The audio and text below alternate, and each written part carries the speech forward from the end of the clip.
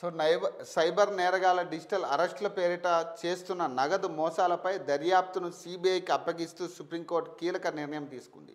అన్ని కేసుల్లో pan India స్థాయిలో ఒకే తరహా దర్యాప్తు జరపాలని జాతీయ దర్యాప్తు సంస్థలకు నిర్దేశించింది.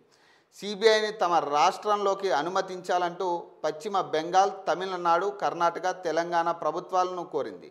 సైబర్ నేరగాళ్లు ఉపయోగించిన బ్యాంక్ ఖాతాలను గుర్తించి స్తంభింప చేయడానికి ఏ సాంకేతికను లెక్క మిషన్ లెర్నింగ్ టెక్నాలజీని ఎందుకు ఉపయోగించడం లేదని రిజర్వ్ బ్యాంకును సుప్రీంకోర్టు ప్రశ్నించింది. దీనిపై వివరణ ఇవ్వాలంటూ నోటీసులు జారీ చేసింది. ఇటీవల కాలంలో దేశవ్యాప్తంగా డిజిటల్ అరెస్టుల వ్యవహారం కలకలం రేపుతుంది.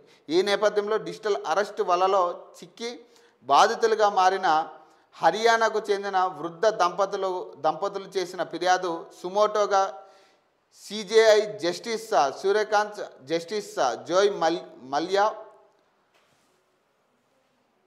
కూడిన బెంచ్ స్వీకరించింది.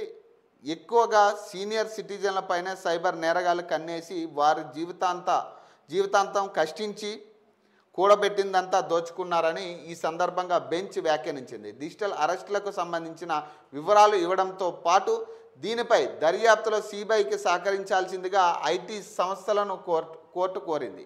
ట్యాక్స్ మినహాయింపులు ఇచ్చే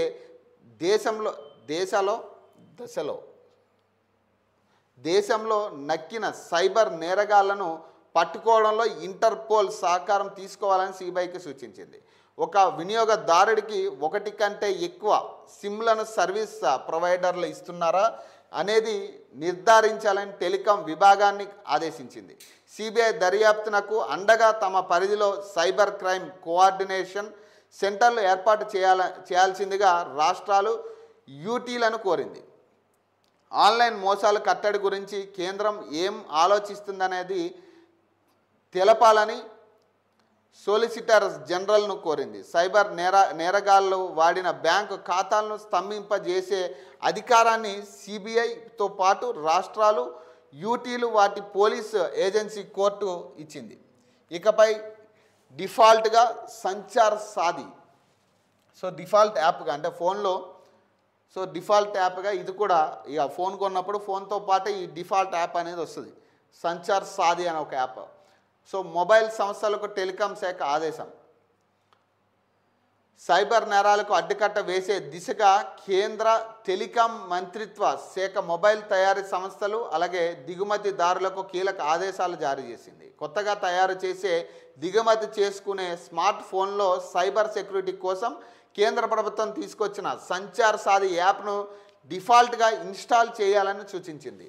నవంబర్ 28న ఈ సూచన చేసిన టెలికాం శాఖ దీనికోసం ఆయా సంస్థలకు 90 రోజులు గడువు ఇచ్చినట్టు తెలిసింది. ఈ యాప్ను డిఫాల్ట్గా ఇస్తే ఇతర యాప్ల మాదిరిగా దీన్ని డిలీట్ చేయడం కుదరదు. అలాగే సంచార్ సాధి యాప్ను కేంద్ర ప్రభుత్వం ఈ ఏడాది జనవరిలో ప్రారంభించింది. ఈ యాప్ ఇప్పటి వరకు చోరీకి గురైన మొబైళ్లలో 7 లక్షలకు పైగా గుర్తించడంలో సాయపడింది. అలాగే ఒక అక్టోబర్ నెలలోనే దీని ద్వారా 50,000 ఫోన్లు గుర్తించారు. ఈ యాప్ సాయంతో 37 లక్షలు పోగొట్టుకున్న మొబైల్ను బ్లాక్ చేశారు. సైబర్ ముప్పును ఎదుర్కోవడంలో ఐఎంఈఐ ట్యాంపరింగ్ను నిర్ధారించడం కోసం నకిలీ మొబైల్ కనెక్షన్లను గుర్తించడంలో ఈ యాప్ సహాయపడుతుంది. అయితే దీనివల్ల వినియోగదారుల ప్రైవసీకి భంగం కలుగుతుందన్న అభిప్రాయాలు ఉన్నాయి.